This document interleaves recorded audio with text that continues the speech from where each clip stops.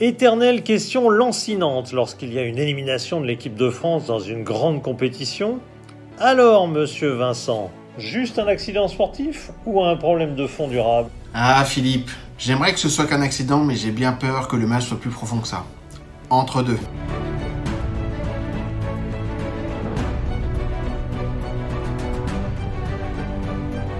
Une élimination à la Coupe du Monde ou à l'Euro de l'équipe de France et on plonge immédiatement dans un grand moment de remise en cause, d'autoflagellation et d'analyse plus ou moins rationnelle. Vous savez, c'est le moment où on vous sort que tel joueur, pas loin d'être le 26e de la liste, le type Ben Yedder ou Dubois, aurait pu tout changer s'ils étaient rentrés.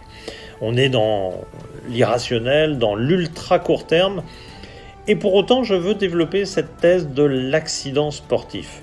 D'abord l'accident lié au match lui-même. La France aurait pu ou dû gagner cette rencontre contre la Suisse si elle avait fait un peu tourner le ballon dans les 15 dernières minutes, une fois qu'elle s'était retrouvée à mener un peu miraculeusement 3-1.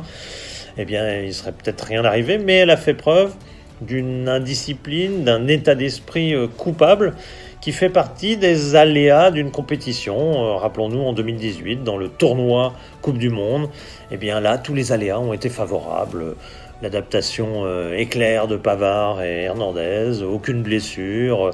Chaque match, on marque à chaque fois le premier but à la première occasion et du coup, on peut ensuite se reposer sur ses avantages. Voilà, les aléas étaient pour nous.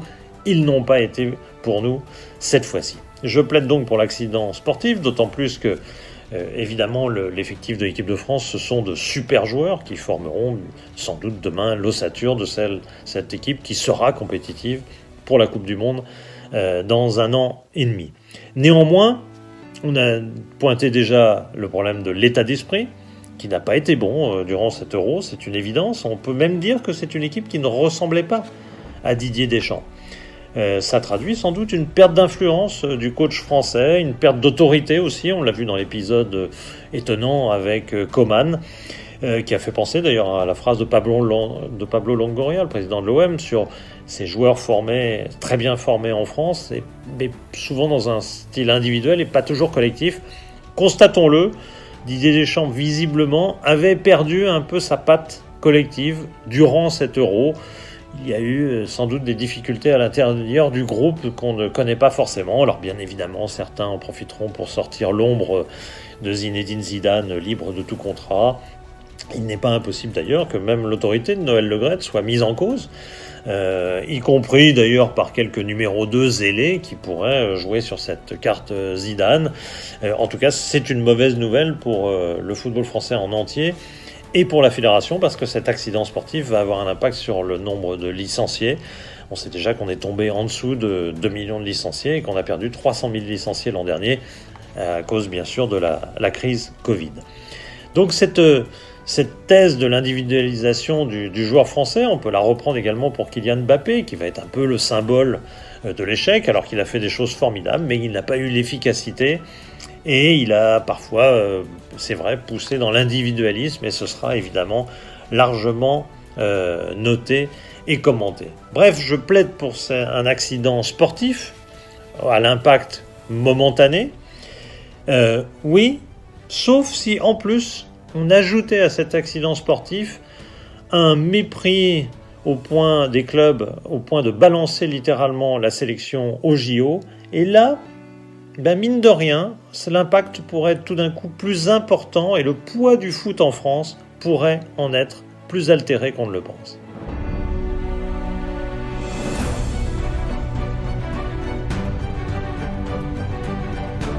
Alors Philippe, sur le plan sportif, je serais peut-être moins inquiet que toi que sur le plan économique. Sur le plan sportif, on a quand même une très très belle génération, jeune, qui certes vient de louper son Euro, mais qui peut nous donner encore de sérieux espoirs pour les mois et les années à venir.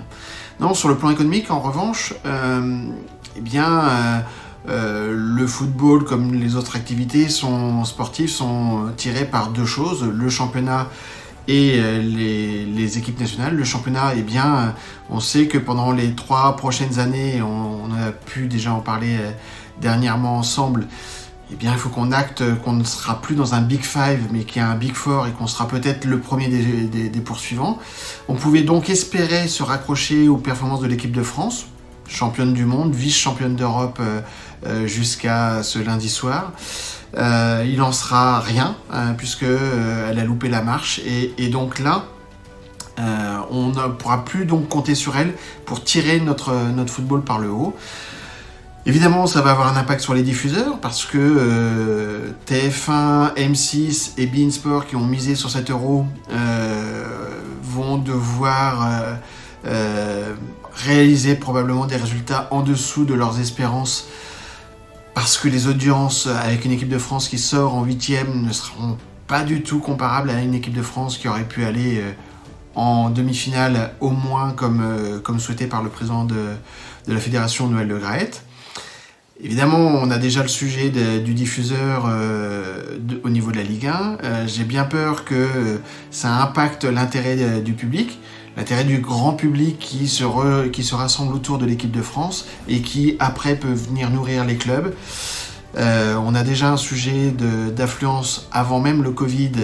On ne remplissait pas nos stades en France. Avec une équipe de France, on pouvait espérer la relancer, cette dynamique, avec le retour dans les stades. Ça risque d'être un peu plus compliqué. Et derrière l'intérêt du public, il y a normalement l'intérêt des sponsors. Donc là aussi, certainement une déception à venir dans les renégociations. En plus, on n'a pas beaucoup de temps pour redresser la barre, puisque la Coupe du Monde arrive plus tôt que prévu par rapport au cycle de 4 ans en général. Les mois à venir vont être très importants. Et puis si on va encore plus loin, une équipe de France performante, quel que soit le sport, a un impact positif sur la pratique, sur le nombre de licenciés. Là aussi, on peut s'inquiéter sur cette dynamique qui fait partie aussi de l'intérêt des sponsors. L'intérêt des sponsors, c'est à la fois le grand public pour la notoriété et l'image, et puis aussi la masse, les licenciés pour commercer quand on est distributeur ou équipementier par exemple. Donc voilà, autant de sujets qui me font dire que c'est vraiment une mauvaise nouvelle cette élimination.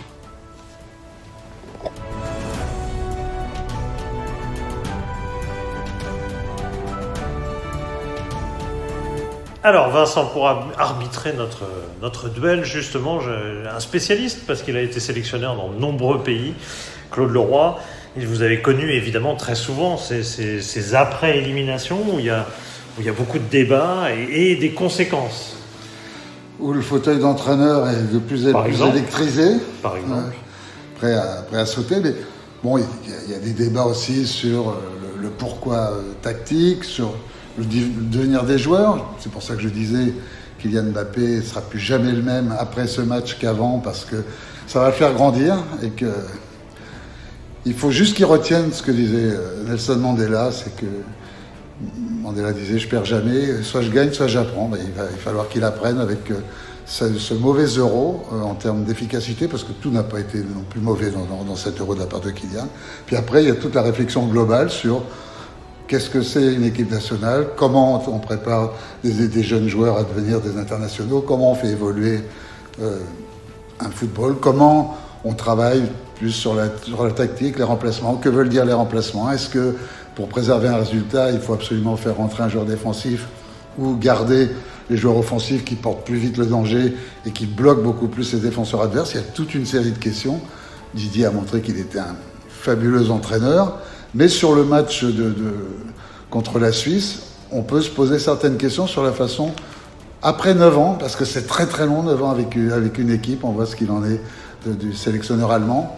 Après 9 ans, est-ce qu'on a toujours de la même façon la main mise sur un groupe? Ça, j'en suis pas sûr. Alors justement, puisque le haut niveau, c'est de la remise en cause, c'est de la remise en cause permanente. Ouais.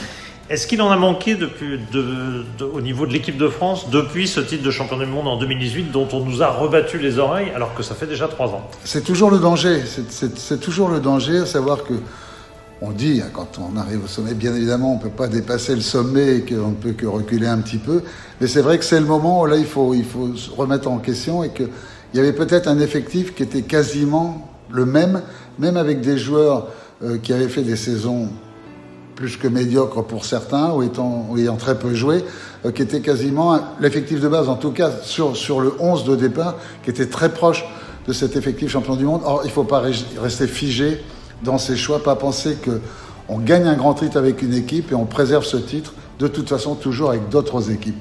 Même si le 98-2000 de l'équipe de France faisait qu'il y avait beaucoup de joueurs champions du monde en 98 qui avaient aussi remporté ce titre miraculeux en 2000, mais comme la France a un tir au but près, a une absence un petit peu tactique et technique de Coman et de Pogba sur les deuxième et troisième buts, aurait pu se qualifier et puis c'était reparti, il pouvait arriver au bout. On ne connaît pas la suite de l'histoire. Voilà, non, on ne sait pas ce qui serait passé. C'est pour ça que c'est tellement une école d'humilité, ce métier de sélectionneur et ce jeu football, qu'il faut faire très attention à ce qu'on dit et surtout pas dire, comme mon ami Raymond Domenech, que la France ne pouvait perdre que si elle était bloquée dans l'ascenseur. Bon, ça c'est pas gentil pour votre président de l'UNICATEF, mais justement, c'était ça la question que je vous avais posée, Claude. Là, on parlait, on était très court terme autour du match. Est-ce que, parmi les remises en cause, est-ce qu'il y a des choses à revoir ? Alors on parle de l'UNICATEF au niveau de la formation des entraîneurs, au niveau de la formation des jeunes. On a eu le problème de Coman aussi avec Didier Deschamps. Je pense que moi, ça fait 30 ans ou 40 ans que je répète toujours la même chose. Alors ça peut paraître quelque chose qui revient comme ça en permanence. C'est que j'ai toujours dit aux joueurs, si ta grand-mère rentre sur le terrain, dribble-la. C'est-à-dire que le football, la qualité du football, ce sont les dribbleurs. Ce sont eux qui font la différence. Ce sont eux qui créent les supériorités numériques. Donc il faut mettre l'accent en permanence. Moi, la graine du Togo, je disais à tous les éducateurs pour tout, regardez pas forcément sur les meilleurs tests, sur les 400 mètres ou sur les 4x80, mais regardez les dribbleurs dans les petits échauffements avec le ballon, regardez ceux qui dribblent leurs copains, ceux qui sont à droite, ceux qui vont vite. Parce que la base du foot, c'est ça, c'est de la vitesse et de la qualité de dribble. Dribbler pour créer une différence, je le disais tout à l'heure, pour créer une supériorité numérique. Or, on crève d'un manque de dribbleurs. On a Mbappé qui est un dribbleur puissant, dribbleur vitesse, il y a des dribbleurs virtuoses. Coman peut en faire partie, Dembélé qui a été blessé en fait partie. Il faut véritablement mettre le paquet sur ce style de joueur-là. Donc déjà, dans la formation des joueurs, il y a des choses à revoir. Il faut arrêter de penser éternellement qu'on est les meilleurs là-dedans. Oui. Est-ce qu'il en est de même pour les entraîneurs ? Est-ce qu'il peut y avoir des réflexions au niveau de l'UNICATEF ? Est-ce qu'il peut y avoir des réflexions sur le football français, sur le jeu en France globalement ?